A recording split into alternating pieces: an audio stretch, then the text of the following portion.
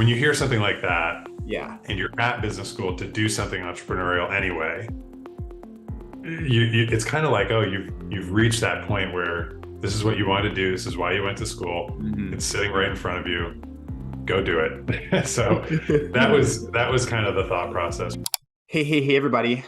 My name's Ryan Atkinson, and you are on the Business Cloud. Today, we're welcoming Ken Babcock, the co-founder of Tango, to the podcast. I'm excited to talk about entrepreneurship, Tango, and his story.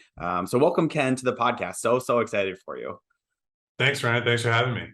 And if you are watching this on video, you guys have to note the background. We talked about it before, but can you give us a little bit of sense, like how this background came to be? This is an awesome background. The albums are great. Yeah, so I collect like a lot of my favorite albums. Yeah. So everything on the wall here, these are some of my favorites: "Room on Fire" by The Strokes, "Stadium Arcadium" by Red Hot Chili Peppers. I used to have a record player, but in my move to Chicago, where I am now, my record player just got absolutely destroyed. And my wife pointed out that it shouldn't be that devastating of a loss because I didn't use it as much as I would like to think. Yeah. So then I took all the albums, put them on the wall. Makes me kind of, look like I'm like a record producer. Gives me a little personality when I jump on calls too. Yep. So, I mean, we're talking about it, so it's working. In the age of Zoom backgrounds, I would say you stand out compared to like a virtual like beach in the background. Love it. Love it. But I do want to talk about your story. Your story is incredible. And I want to start in your earlier days at Uber, when you're part of operations, data analytics, and product strategy. You're there for about 4 years. I'm sure you're there for the huge growth that they saw. Can you tell us like what's one thing that you learned most from your time at Uber? Oh man, one thing, one little thing. There's a lot of things. And yeah, just for everyone, for context, when I joined Uber in 2014, I joined a team that was focused on like helping our launches become more efficient. So we had launched in like 200 cities at that point. Little did we know we'd eventually launch in like 450 more. Yeah. And so it was extracting all of the learnings and insights, tactics, playbooks from those first 200 to apply it moving forward. So just a tremendous way to learn about the business, but also just have like a global sense for how Uber was impacting different economies and different cities. But one big learning, I mean, I think, you mentioned, it was probably there during the growth days. Yeah. Absolutely. Probably until hashtag delete Uber came about. Yep. Every week until that point was a record week. I mean, we'd literally get into an all hands and be like, all the metrics went up again. So nice. And that is, that's a pretty crazy experience. And, obviously a good one when you see like that type of progress, that type of spirit. I mean, everyone was so rallied around the mission. But on the flip side, what can happen in that environment is that you can validate basically everything that you're doing, right? Every week's a record week. We're not doing anything wrong. Everything we're doing is great. Yeah.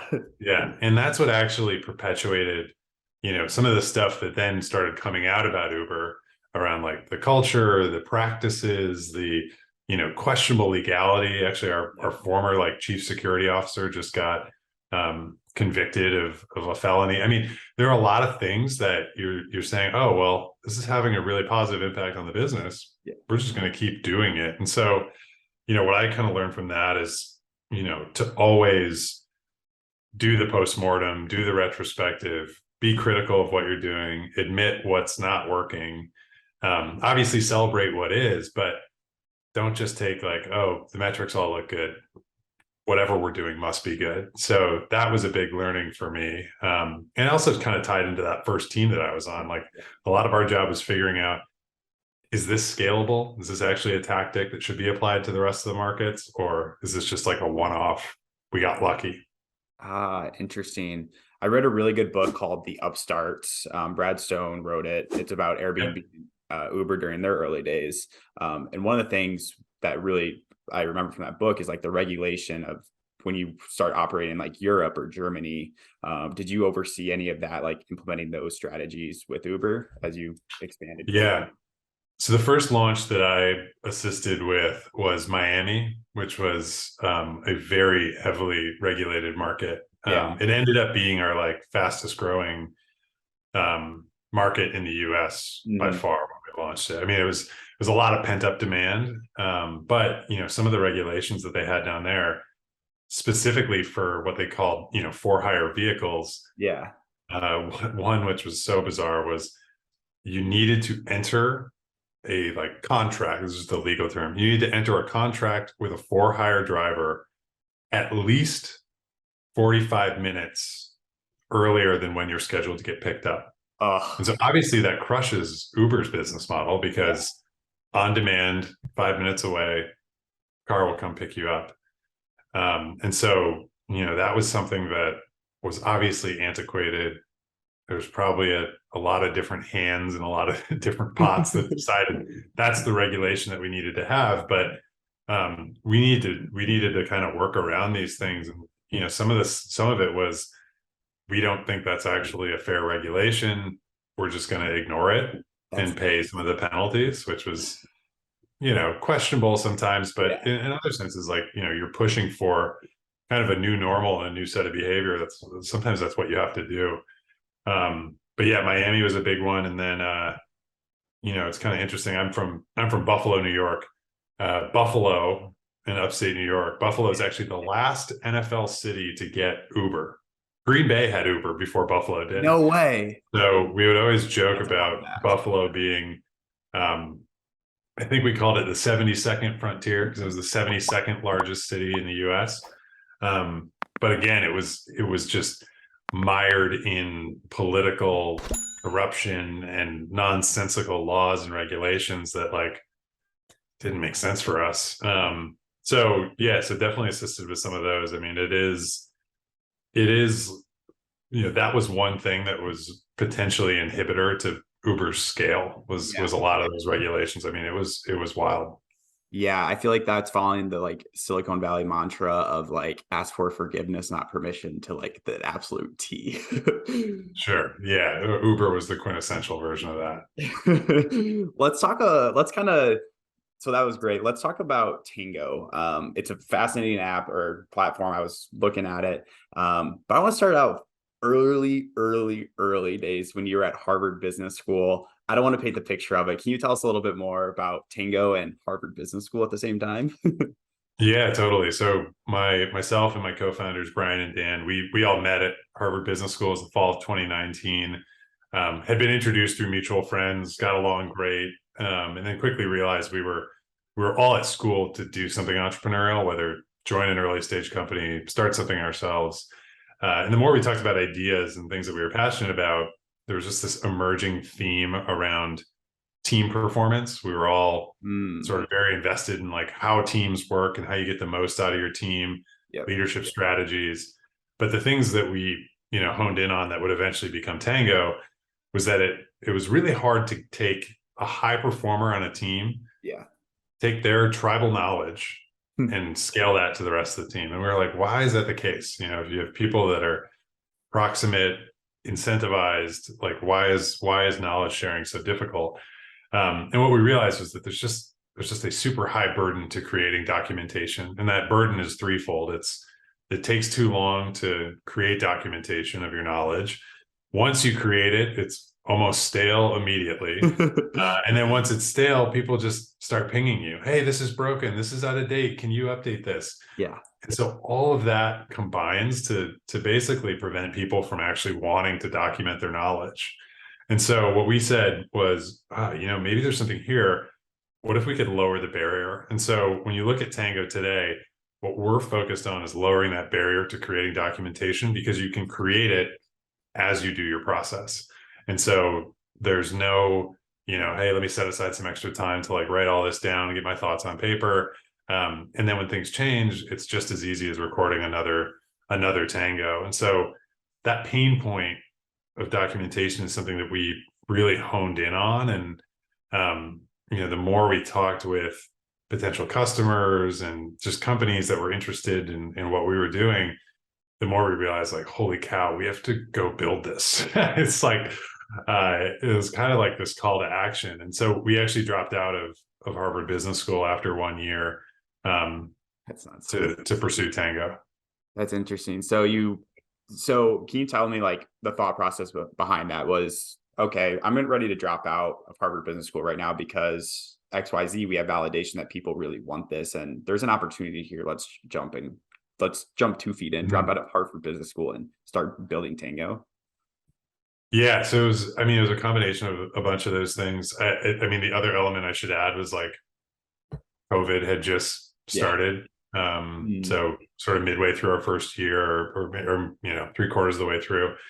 And, also the school experience changed a lot. And so there are all these dynamics at play, but I think, the biggest one with COVID was the companies that we were talking to kind of like call it pre-March 14th or whatever that date was, where like the world shut down. Doomsday. Yeah. To post March 14th, the change in their tone and urgency and desire for something like Tango was like a complete 180. I mean, before it was like, oh, that sounds interesting. Like, we'd love to see it when it's ready, to, oh my gosh, my team went distributed. People are working on all different time zones. Now I'm finally realizing that our like knowledge infrastructure is totally broken. So can you build this yesterday? And so when you hear something like that, and you're at business school to do something entrepreneurial anyway, it's kind of like, oh, you've reached that point where this is what you want to do. This is why you went to school. It's sitting right in front of you.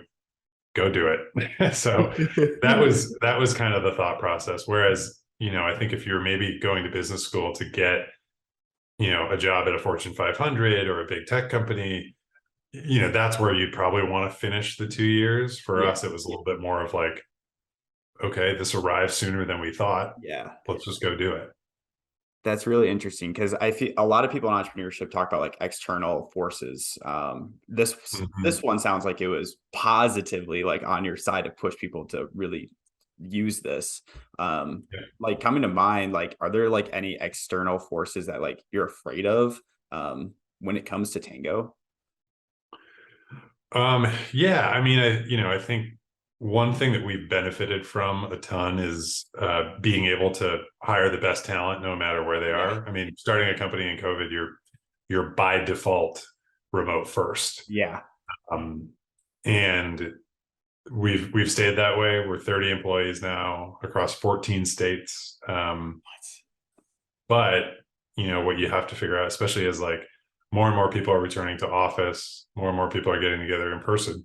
How do you augment that experience with more in-person meetups and more team-wide, team building and camaraderie? And so we've done a good job of addressing that, but that is one thing that I think about quite a bit because, we were forced to build our company in a certain way.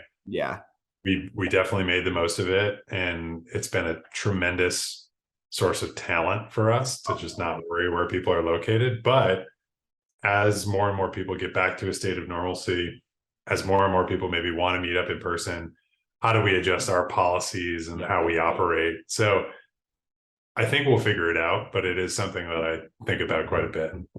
Yeah, that was actually a question that I had preset, was like your headcount's up 61% over the past 6 months, which is incredible. Like, congratulations. But how does like that change your day to day or like your vision for the company? I mean, as a founder, and I was just talking with a local to Chicago where I am, a local investor, and he had founded some companies, and so I asked him, what were these like inflection points for you as a founder and CEO? In terms of headcount size, like how big was the team when your role shifted pretty dramatically? And the one that we focused in on was kind of where we're at now, which is 25 to 30 people. And what he said about this is like, it becomes less of what individually can you contribute to the mission of the company, and more, how can you articulate the strategy and vision in a way that everyone understands it, everyone's aligned on the highest priorities, and that they can like recite it back to you. And so, the way I like the way he framed it, he's like, you're now a megaphone. Like you have to basically like say this thing over and over again to the point where like people roll their eyes when they hear it. Yeah. As opposed to like, hey, I'm going to jump into this problem and like solve something, or like, hey, I'm going to contribute like, this PRD for this product feature. That's actually something that when the team sees that, they'll look at it and they'll be like, should that be how Ken's spending his time? Like, is he prioritizing well, right? And that's another thing too. Like at this stage, like the team is looking at you as a signal for how they should be operating and they should be working and what they're prioritizing. So definitely at an inflection point now. And I think founding a company is all about how you adapt and change and adjust. Yeah.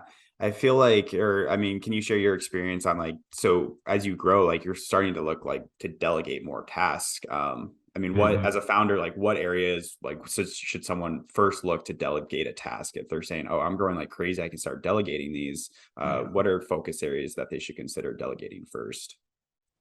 I mean, it obviously depends on your Yeah. role. But and this might be oversimplified, but the thing that I always ask myself is like, whatever I'm doing or whatever meeting I'm in, Interesting. is this, is this going to increase the likelihood that Tango succeeds? And if the answer is yes, like great, that's a great use of time. Hmm.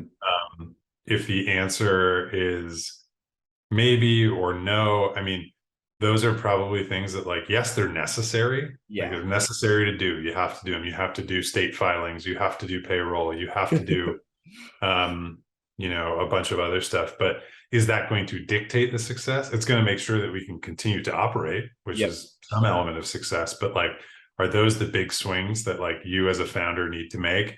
Probably not. Mm. And then when it comes to like role specific elements, one of our investors actually sent me an article. It was like, what does a CEO do? It's like the article took like 10 seconds to read. I think it was just trying to be provocative, Yeah. but it basically said three things: set and communicate the vision, hire and retain the very best people, make sure you don't run out of cash. Those are the three things. And so now I'm trying to take that and apply that to what I'm doing.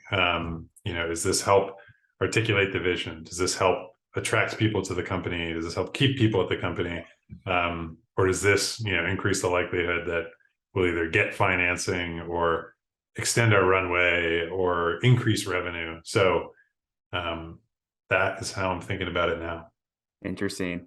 So my natural question right off of that, then, out of those three, I mean, which one's the hardest one to control? Ooh, well, you would assume that you have control over all of them.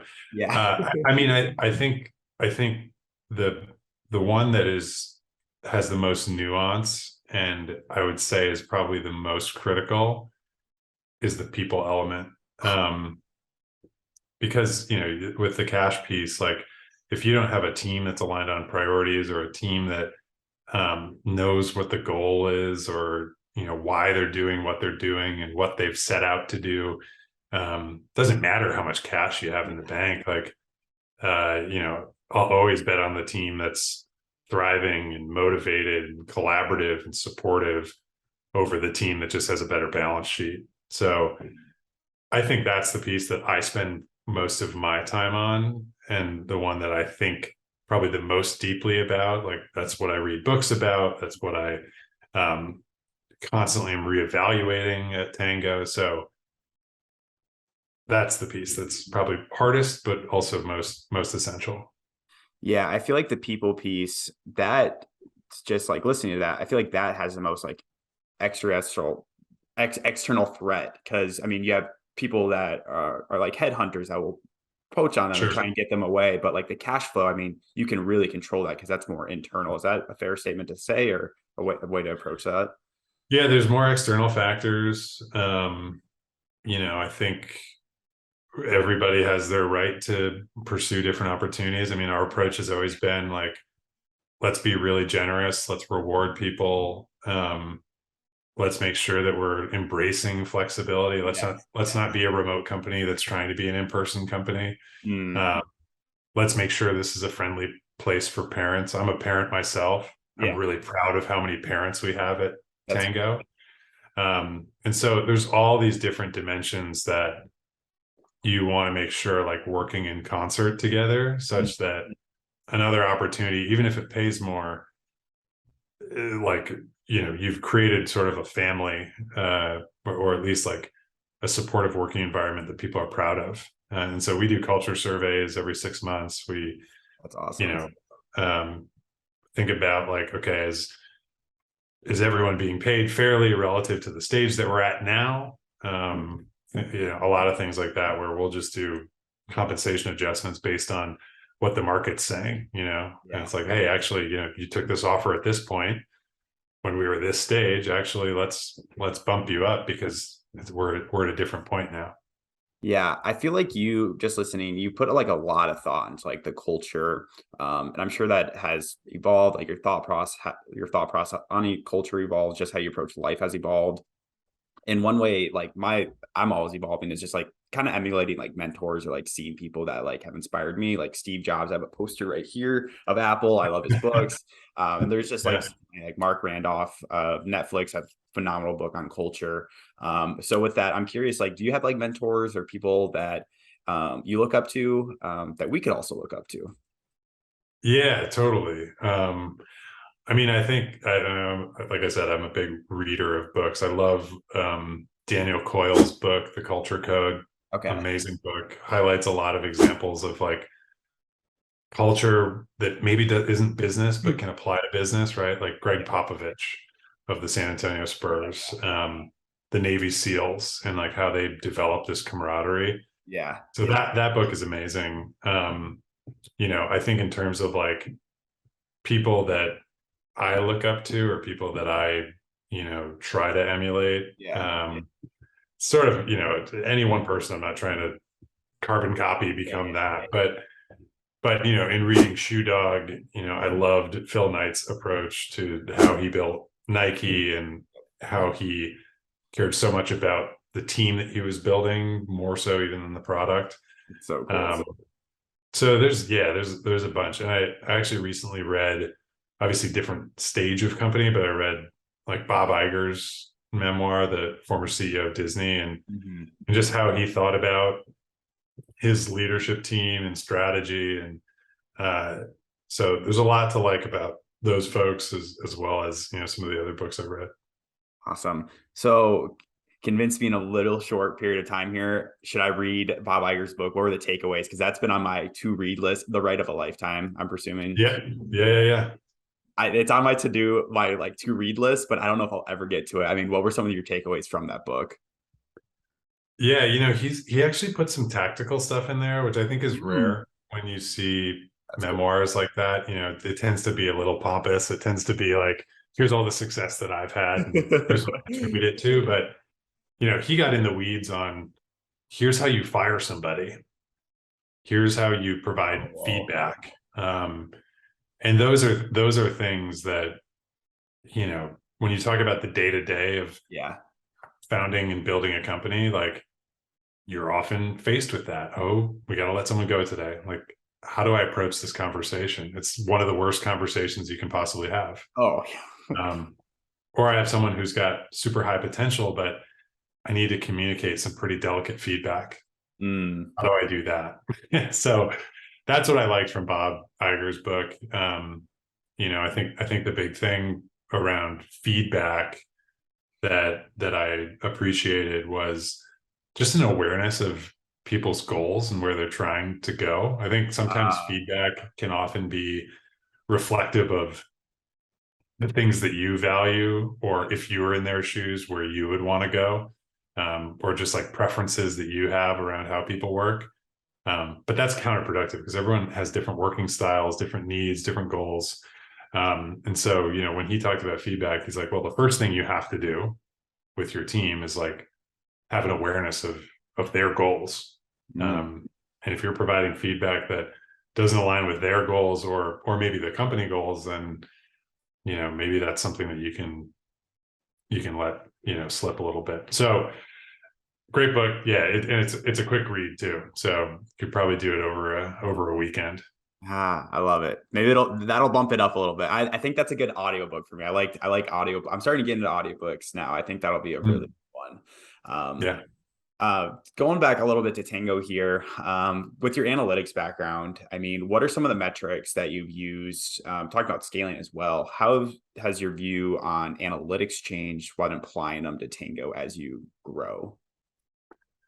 Yeah, it's a good question. So, I mean, we're a product-led growth company. So end user adoption sort of bottoms up, Yeah. similar to Slack, similar to Figma. And so, a lot of our messaging value proposition is all focused on that end user and saving them time. So given that that's how we're focused, I mean, your metrics kind of have to match that. And so the things that we care a lot about are, how can we activate people? How can we get them to their first workflow, their second, their third workflow? What portion of our user base are we doing that? How quickly are we doing that as well? We measure time to first workflow. Okay. It's at like 6 minutes right now. We want it to be lower. So there's just things like that where, you want to measure things that show that you're getting people to that aha moment. That's cool. And making sure that aha moment's getting sooner and that it's happening for more and more people. Because the biggest thing with bottoms up adoption is like, on any website, someone can sell a value proposition. They can say all the right things and say like, this is a solution that does it. The reality, is when they download it, they use the product. Do they then see the value? Yep. If there's a disconnect there, that's where people drop off. If it matches exactly what they thought the solution would be, that's when you start seeing that power usage. So there's a lot of value in sort of measuring that stuff, but making sure that, what the value you're delivering also speaks to what your value messaging says. And then in terms of how like my approach to analytics has changed, I think I was definitely spoiled at Uber because we never ran into like sample bias, maybe in some experiments, but there's so many trips happening, so many drivers, so many riders that you could really make a lot of inferences from what was happening on Uber on a daily basis, on an hourly basis, within all of our markets, which was really fun. That is cool. It's a great way to be someone who lives in analytics. But when you're starting a company, you're constantly in this sample bias issue because you've just got a few users, or maybe you've got a few power users, and you're trying to make inferences from that. And I think where I've kind of broadened my scope a little bit is like, instead of treating the data as truth and saying, okay, here's the insight that we have around this, is actually treating the data as, here's something we should go investigate. Here's something that may be a hypothesis of what's happening.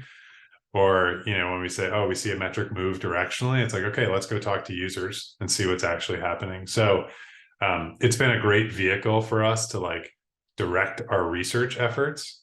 But I've had to kind of step away from saying like, here's what the data says, so we should go do this, because you have that, that sample error present constantly.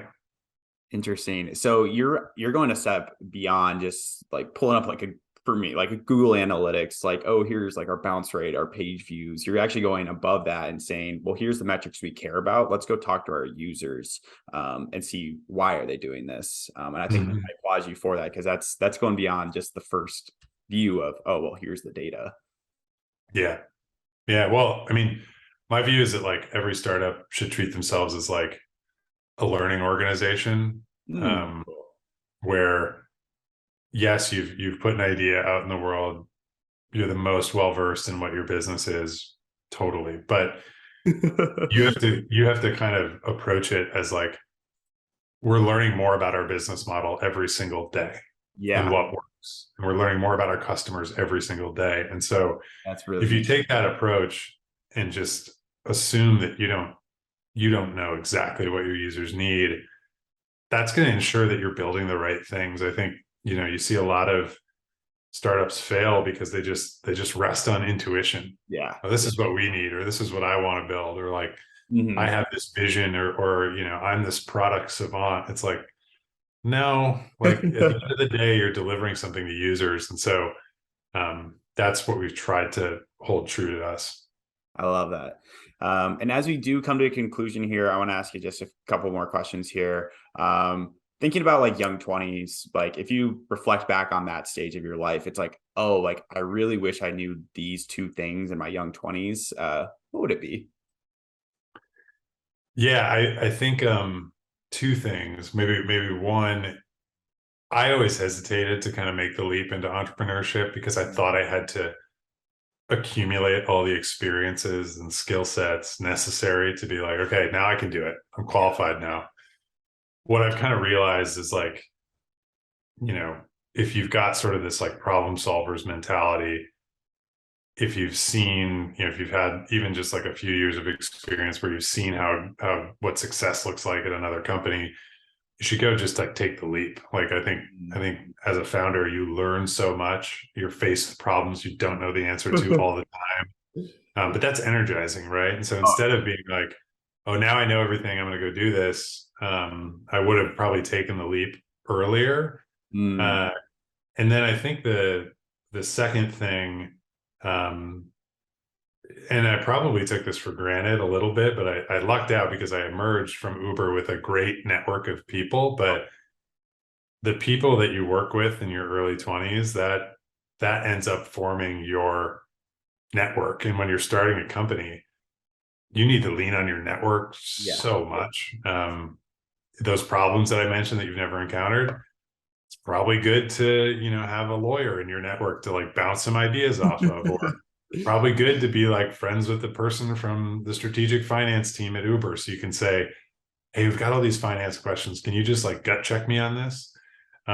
So investing in networking without being like, handing out business cards and shaking Yeah. hands, but just like invest in those relationships. Because down the road, like those are the things that are going to pay the most dividend.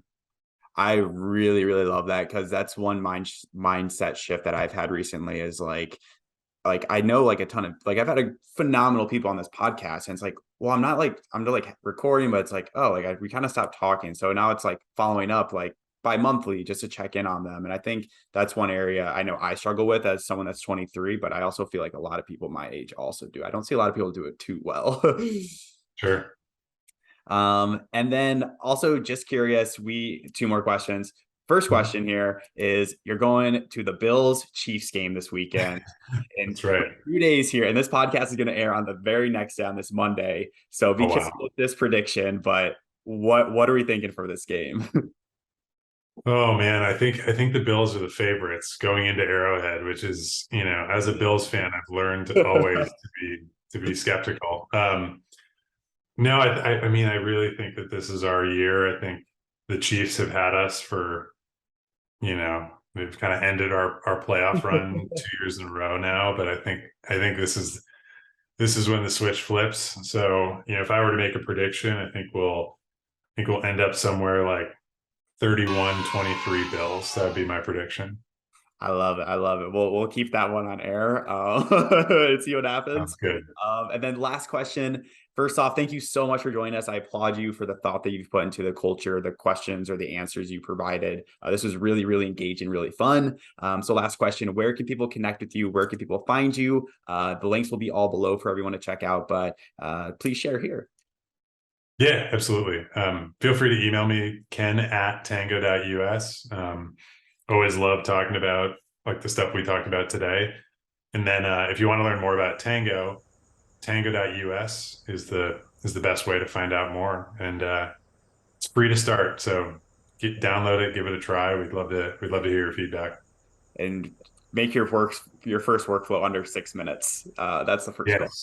5 minutes. 5 minutes. Let's go for 5. I love it, Ken. Thank you so much for joining us. You were awesome. I applaud you on so much. And thank you for being here. Thanks, Ryan. Hey, everybody. Thank you so much for tuning in today's episode with Ken Babcock of Tango. It was awesome to talk with him about Uber, hiring, culture, and analytics. If you love what we're doing, if you love this episode, make sure to like the video, subscribe, smash the notification button, and turn on the notification bell for all of our upcoming episodes. We have a ton of content planned, and we do not want you to miss it. If you really love what we're doing, make sure to give it a 5-star rating wherever you get your podcast. We are so excited for the future of the Business Cloud, and we're excited for you to join us. Thank you so much.